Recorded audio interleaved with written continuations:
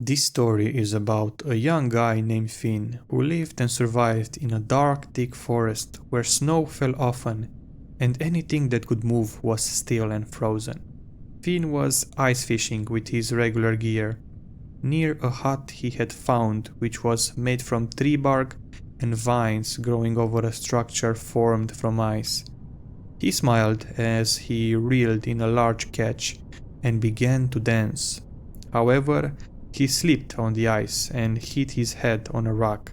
Looking around for any witnesses of his embarrassment, he saw nobody. He sighed relief, looking at his fish once again, holding it and wishing there was someone around to witness his catch.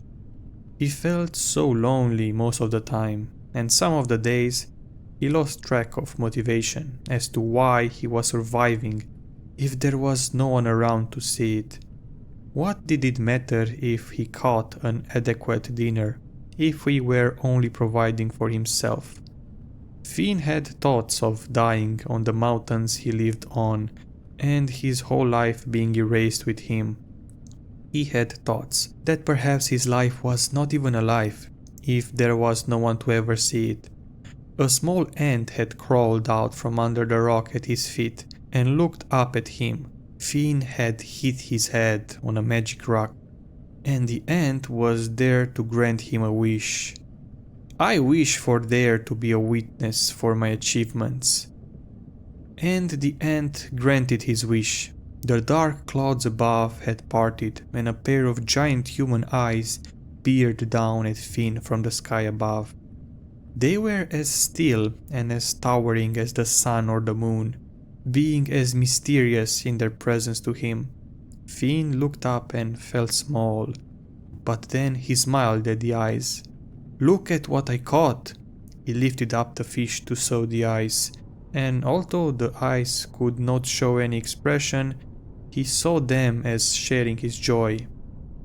And from the pride he felt beaming onto him, he began to dance again. Finn began to feel a love which was missing in his life. His body felt warm and full, and he felt safe knowing someone was watching him, as he was alone on the mountain. If he died, someone would know. The eyes peered down, watching. However, as Finn danced, he once again slipped on the ice and felt embarrassed. He looked up at the eyes, and although the eyes could not show any expression, Finn could see that they thought less of him. "You're laughing at me, aren't you?" Finn shouted into the sky. "You think that I am not intelligent. I didn't mean to slip on the ice. I'm sorry, it won't happen again. You'll see." Finn went home to his cabin and peering through an open window, which was a hole in his wall covered by a door, he looked at the eyes. "Tomorrow you will see the greatness which is my life." Finn went to sleep that night, rolling around in his bed. He had felt inadequate. One being had witnessed his life today, and within that good day he had shown that he was clumsy. Maybe being seen isn't that good, Finn thought as he lay in bed. He could see the light of the moon peek through his walls, but he could feel under his skin the eyes which could see him sleep.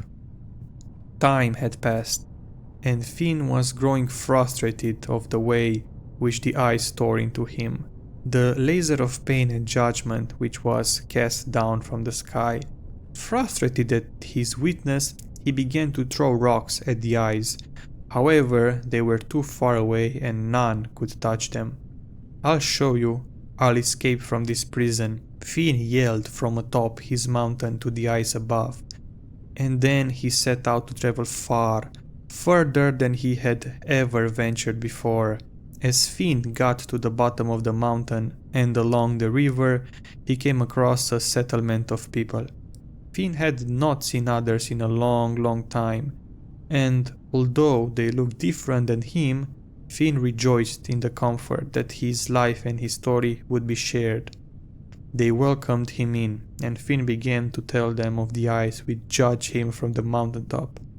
And as he pointed to the large open skies, the eyes were there no longer. Finn smiled. He felt free for only a moment. He looked at the ground and felt foolish that perhaps they would not think his story was the truth. When Finn looked up at the others around the campfire, he saw on their faces the same evil eyes which haunted the sky and his dreams. They now all had the eyes of judgment and knowing. Struck with fear, Finn ran off into the forest until he ran out of supplies, and running from fear of the unwelcome eyes, he perished into the wilderness.